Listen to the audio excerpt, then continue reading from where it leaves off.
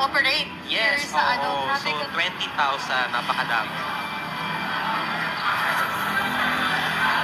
Ngayon po ay kasama pa rin po ng Pangulo si Department of Agriculture Secretary Francisco Tiu Laurel Jr.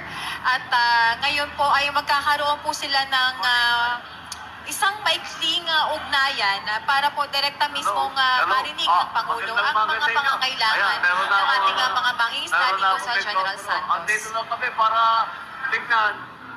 Ito, ayaw ko, Mike. Para tingnan kung ano yung mga sistema na ginagamit ninyo para sa fisheries natin dahil sa pagpalagay ng ating sekretary, nakilala nyo naman na talagang isa sa pinakamalaki sa industriya ng fisheries dito sa Pilipinas ay naunawaan niya kung ano yung potential ng fisheries para sa Pilipinas. Kaya sinabi ko, dali niya ako rito, paliwanag niya sa amin kung ano yung mga kailangan ninyo. Sa aming palagay, ang nakikita namin na siyempre yung cold chain, kailangan lalagyan natin, nagtayo ka na pala nung malaki na cold storage dito. Mas magandang benta. Kaya ano pa sa palagay ninyo ang kailangan natin in your view? What else? Meron tayong bago sir na testing facility na itatayo nito. Testing facility. What are we testing for? Histamine, fish quality, pati sa pang-shrimp. Testing for shrimp. Shrimp, oo. Sikat na sikat yung shrimp natin sa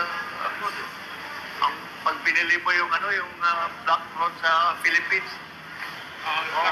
Black tiger prawn. Alright, sige. Maraming salamat at mabuti naman at nakadaan ako rito. Nakita ko. Nakapunta na ako rito pero hindi pa ganito malaki noon.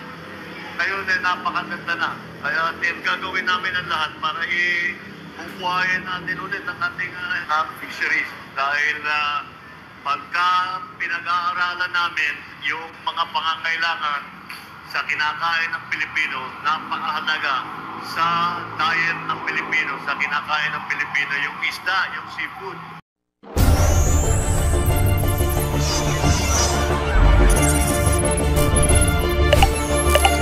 Mindset Pinoy TV.